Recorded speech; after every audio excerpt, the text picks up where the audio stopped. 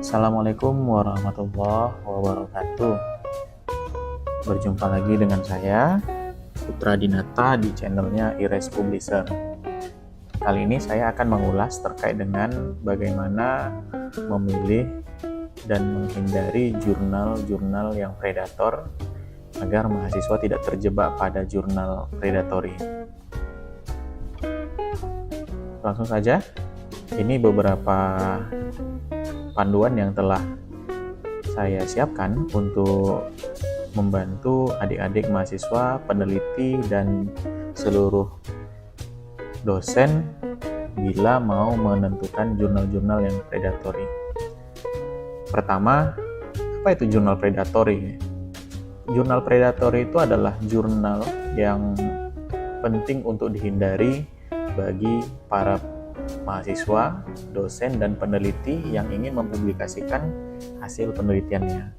Biasanya jurnal predatory ini adalah jurnal yang tidak memperdulikan kualitas dari terbitan atau artikel yang diterbitkan oleh jurnal tersebut. Yang pertama, langkah yang kita lakukan dalam memeriksa apakah jurnal tersebut predatory atau tidak, lihat reputasi dari penerbit yang menerbitkan jurnal tersebut. Apakah penerbit tersebut terdaftar pada Directory Indexing DOAJ dan menggunakan ketentuan dari KUP. Ya, KUP ini adalah semacam aturan ya, yang menentukan terkait dengan cara menulis ya, pada artikel yang baik. Ya. Lalu apakah artikel tersebut terkenal pada komunitas ilmiah, contohnya organisasi profesi dan organisasi-organisasi program studi yang peduli terkait dengan penerbitan artikel ilmiah. Yang kedua adalah evaluasi situs web jurnal. Nah, kita perlu lihat apakah web yang dikelola itu terlihat profesional dan memiliki kejelasan informasi. Lalu apakah ada kesalahan tata bahasa, ejaan, bahkan ada kata-kata yang copy paste namun tidak mensematkan source-nya ya, atau sumber dari mana dia ngambil kata-kata tersebut gitu ya. Mungkin bisa jadi ada nama jurnal lain yang tersemat dalam informasi dalam website tersebut namun berbeda dengan nama jurnal yang sedang kalian kunjungi. Kemudian periksa editorial board. Nanti kita akan lihatnya. Editorial board ini sebenarnya apa? Anggota dewan adalah ahli dalam bidangnya gitu ya. Ini maksudnya anggota dewan editorial boardnya, ahli dalam bidangnya. Jadi kalau misalnya editornya itu bidang agama, rumpun ilmu agama, harusnya jurnal yang menyematkan namanya itu adalah jurnal-jurnal yang berbau ilmu agama gitu ya. Berbeda misalnya jurnal IPA gitu ya. Jurnal IPA itu menyematkan reviewer dari ilmu agama, ini akan sedikit misleading ya. Lalu verifikasi afiliasi anggota dewan editorial boardnya. Apakah benar terdaftar pada institusi yang disematkan dalam website.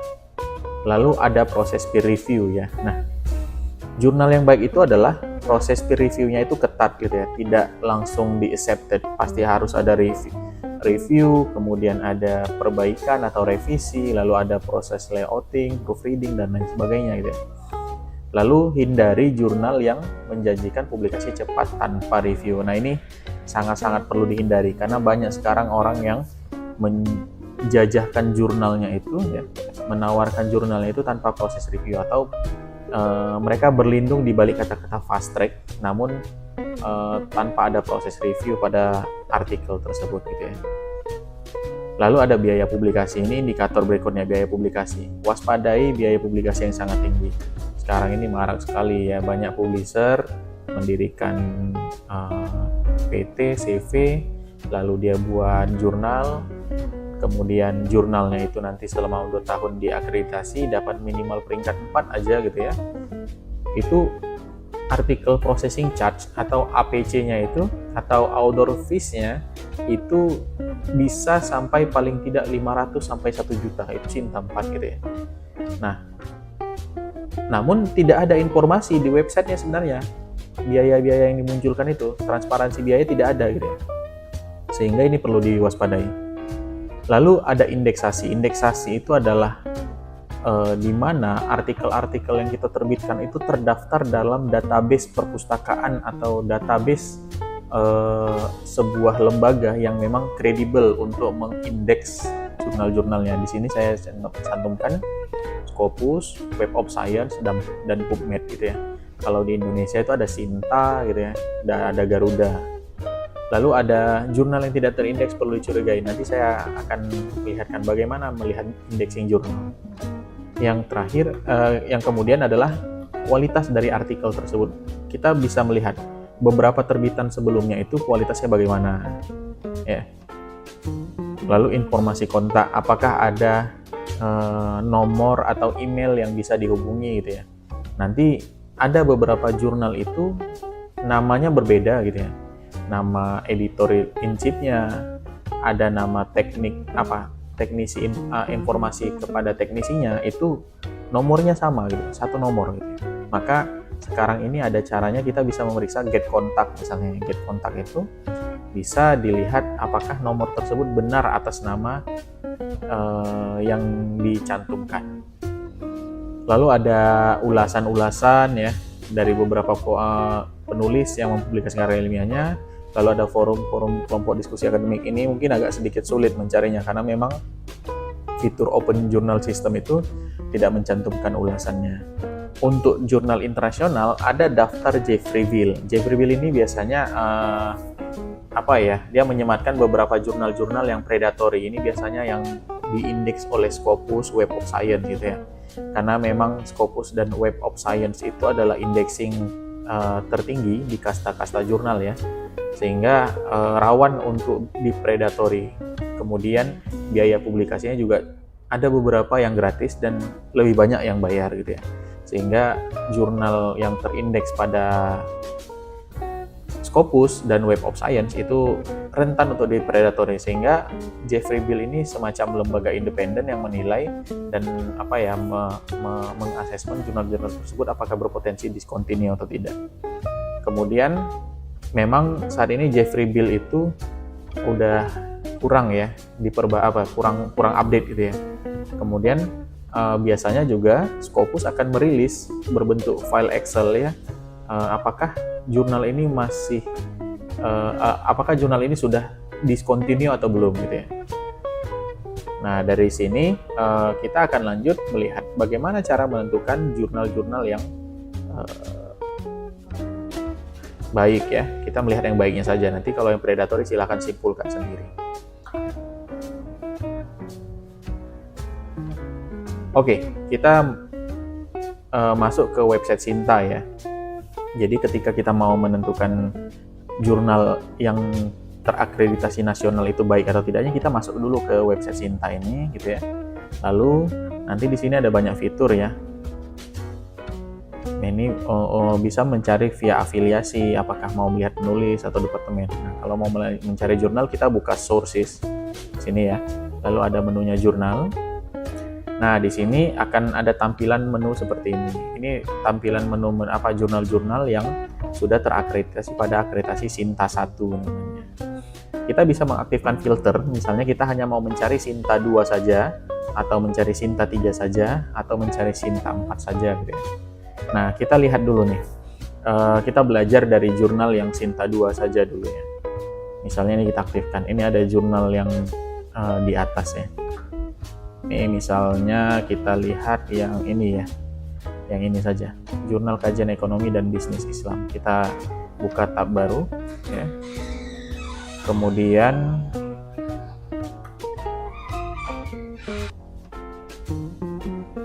nah kita lihat ini ya, di sini ada banyak menu ya. Misalnya ini indexing Google Scholar-nya. Google Scholar juga salah satu indexing ya, indexing kelas ya, ringan lah gitu ya, atau bawah. Lalu ada Garuda sama dengan Google Scholar gitu ya. Karena kenapa dikatakan indexing kelas bawah? Karena memang untuk indexing dalam Google Scholar dan Garuda tidak ada syarat khusus gitu ya. Tidak ada filter yang ketat, semuanya bisa diindeks. Lalu di sini ada websitenya, kemudian ada editor URL. Nah ini yang kita akan lihat nanti Dewan Editorial Board-nya.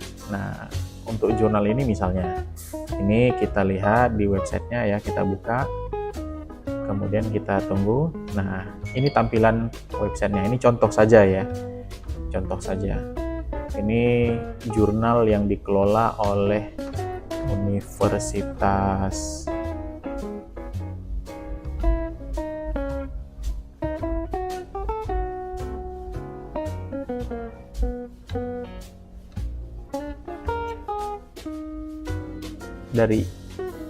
ini jurnal yang dikelola oleh Program Studi Ekonomi Syariah Fakultas Ekonomi dan Bisnis Islam IAIN Kudus ya.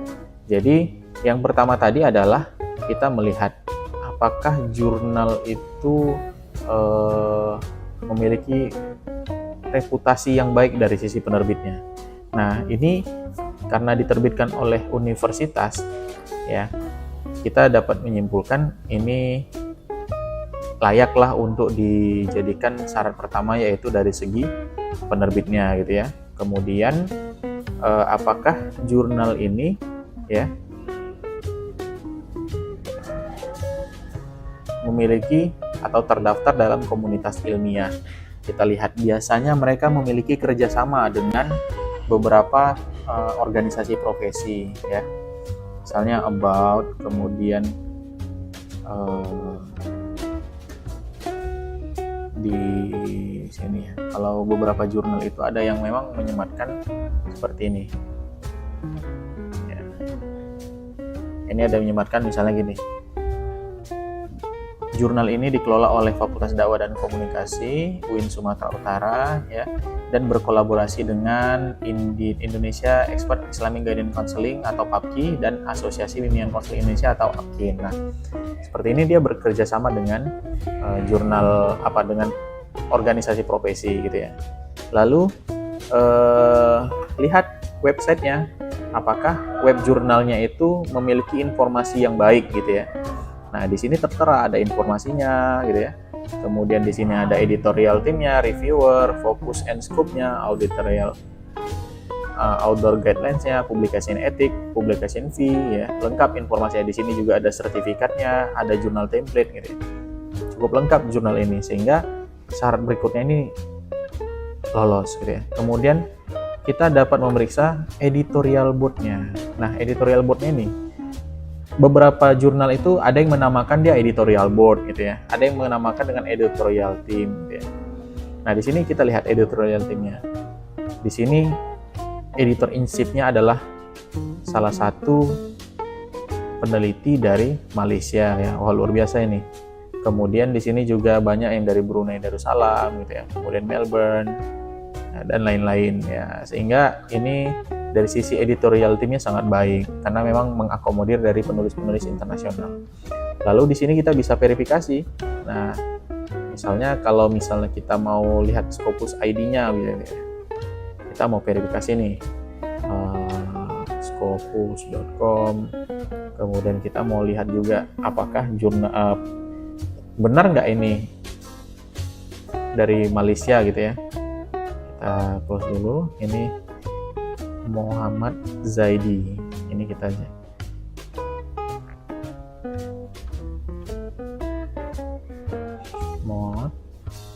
Universitas of Malaya. Nah, ini afiliasinya. Dia last name-nya itu adalah Zabri ya. Coba kita Zabri. Ada nggak ya? Nah, ini ada nih. Ya. Muhammad Zaidi, Muhammad Zabri gitu ya. Ini ada 10 artikel. Nah, berarti benar ini penulisnya real ya. Penulisnya itu real. Kemudian kita lihat ini ada 10-an. Artinya ini editor in chief-nya atau dalam kata lain pimpinan dari jurnal ini aktif dalam melakukan publikasi ya. Setelah itu kita lihat adakah proses review ya. Nah, dari sini akan kita lihat nih. Di sini ada publication ethic ya. Publication ethic ini di sini dia mengatakan etika-etika yang harus dipegang oleh penulis ketika mau melakukan publikasi di jurnal ini gitu ya. Kemudian ada juga online submission, ini not found. Kemudian kita coba lihat di sini publication ethic, kemudian open access, peer review process. Nah ini dia. Nah di peer review process ini akan dijelaskan apakah jurnal ini memiliki ketentuan review yang baik gitu ya. Nah di sini dia katakan all manuscript submitted to journal Istiqsadiyah must adhere to journal focus and scope order guidelines. Katanya filter pertama adalah judul atau artikel yang masuk ke sini itu harus sesuai dengan focus and scope. Lalu the submit manuscript must address scientific merit or novelty appropriate to the focus and scope. Ya. Katanya harus ada novelty atau kebaruan. Lalu semua naskah harus bebas dari tindakan plagiasi. Semua penulis harus disarankan untuk menggunakan software plagiarism detection ya. Apakah bisa Turnitin atau pakai Drillbit ya. Lalu ada editor melakukan pengecekan plagiasi pada artikel menggunakan Turnitin software. Nah, jurnal ini menggunakan Turnitin ya. Lalu the research article submitted to this journal will be peer reviewed peer reviewed at least 2 or more expert reviewer. Jadi katanya di jurnal ini akan direview oleh minimal 2 atau bisa lebih gitu ya. Jadi kemungkinan akan lebih atau minimal 2 gitu ya. Reviewer akan memberikan pendapat saintifik ya yang dapat meningkatkan dari isi dari artikel yang saudara-saudara kirimkan ke jurnal ini. Keputusan final dari artikel diterima akan dibuat oleh editor terkait dengan review komentar reviewer. Publikasi yang diterima, naskah yang diterima ya, termasuk di dalam bagian dari publikasi artikel yang dibuat oleh editor in chief. Terkait dengan naskah yang diterima itu akan dikabari oleh editor in chief apakah ini sudah diterima atau belum gitu, atau ditolak. Nah, itu dari editorial boardnya. Kemudian proses reviewnya juga seperti itu. Kemudian ada biaya publikasi. Nah, di sini biasanya ada beberapa istilah yang digunakan dalam jurnal ya. Ada yang namanya publication fee gitu ya. Nah, di sini dia tidak bisa diklik, mungkin bisa dicek dari about, lalu ada di sini publication fee. Nah, jurnal yang baik itu katanya tadi adalah jurnal yang tidak menentukan atau mempatok harga yang cukup tinggi ya dari pada umumnya gitu ya. Nah, kita lihat jurnal ini. At the moment, Istiqsadiyah doesn't not charge for submission paper. Wah, ini jurnal ini gratis berarti ini. Ya, all process of article publication are free of charge. Jadi ini gratis. Nah, jurnal ini baik, sangat baik ya. Dia menetapkan tidak ada biaya yang dikenakan. Bisa jadi ini karena memang sudah dimasukkan ke dalam anggaran dari universitas ini, sehingga ada subsidi dari universitas untuk memproses dalam jalannya jurnal Istiqsadiyah ini. Nah, syarat berikutnya adalah indeksasi dan abstraksi. Nah, indeksasi ini bisa kita lihat di home ya. Kita lihat di home, lalu di sini akan tertera beberapa Istiqsadiyah Journal Indexed. Jadi jurnal ini diindeksid sama siapa saja gitu ya. Kalau Sinta 2 jangan cari logo Scopus di sini ya, karena memang tidak akan ada. Sinta 2 itu kalau kita misalnya klik ini, kemudian dia akan mengarah kepada profil jurnalnya kah gitu ya. Nah, dia akan mengarah ke profil jurnalnya gitu ya. Lalu ini kalau misalnya Dewa AJ gitu ya. Ini Dewa AJ ini juga indexing yang tingkat menengah ya. Sama dengan Copernicus ya. Nah, ini sudah diindexing oleh Dewa AJ. Kita lihat artikelnya, apakah ada artikel yang terdaftar gitu ya. Nah, ini ada 152 artikel yang sudah diindeks oleh Dewa AJ. Baik ya, berarti indexingnya aman. Kemudian kita lihat kualitas artikelnya. Nah, dari sini kita bisa lihat kualitas artikelnya bagaimana. Kita coba random saja cari, misalnya ini PDF gitu ya. Kemudian di sini kita buka PDF-nya, kita lihat bagaimana, apakah tampilannya konsisten gitu ya. Lalu katanya ada tadi memakai novelty setiap artikelnya, dan bebas dari plagiasi, tindakan plagiasi. Lalu setelah itu informasi kontak, apakah ada informasi kontak ya? Misalnya kita lihat informasi kontak, editorial team. Nah, kalau tidak ada menunya di sini, biasanya ada di sini. Kalau tidak ada di sini juga, ya, di sudut kanan atas ini kita lihat about, ya. Lalu di sini ada people contact. Nah, ini akan ada alamat ya dari pengelola jurnal ini, bisa jadi email, gitu ya, atau nomor telepon, atau ada yang menyematkan misalnya ini nomor prinsipal kontaknya, gitu ya. Ada nomor telepon kantor ya. Kemudian ada juga yang pakai nomor telepon pribadi. Namun kalau jurnal ini tidak ada menyematkan nomor pribadi, hanya email dan nomor kantor saja. Nah, lalu ada kita lihat apakah jurnal ini layak untuk dipublikasikan. Yang terakhir adalah biasanya saya memeriksa dari archive-nya. Kita lihat archive-nya ini 2023 belum ada diterbitkan, berarti edisi 2024. Cara cepatnya biasanya saya menentukan apakah jurnal itu predator atau tidak. Pertama saya lihat archive tahun sebelumnya gitu ya. Ini 2024 misalnya. Berarti yang 2023 saya buka saja ini 1, 2 gitu ya. Ini edisi 1. Ada berapa jurnal, ada berapa tulisan yang ada di sini? Ini ada 1, 2, 3, 4, 5, 6, 7, 8, ada 8 naskah gitu ya. Di edisi kedua 1, 2, 3, 4, 5, 6, 7, ada 7 naskah. Artinya jurnal ini sangat-sangat aman sekali ya. Karena kita mengingat di sini editorial timnya, kita lihat editorial timnya ini ada ada mulai dari managing editor ya, 1, 2, 3, 4, 5, 6, 7, 8, 9, 10, 11. Nah, bisa jadi satu editor itu mengawal 2 naskah gitu ya. Jadi kalau 11 editornya berarti 22 artikel maksimalnya gitu ya. Lalu di sini kita lihat juga di reviewernya gitu ya. Ada berapa banyak reviewernya? 1, 2, 3, 4, 5, 6, 7, 8, 9, 10, 11. Satu orang ya. Tadi kita ingat satu naskah itu didampingi di review oleh 2 reviewer atau lebih gitu ya. Kita simpulkan saja misalnya 2. Kalau misalnya ini bekerja secara bersama-sama, ini satu naskah, ini satu naskah, berarti ini semuanya ada 1, 2, 3, 4, 5, 6 ya. Maka kalau lihat jumlah dari naskahnya ini bisa jadi ada satu reviewer yang mereview lebih dari satu naskah, sehingga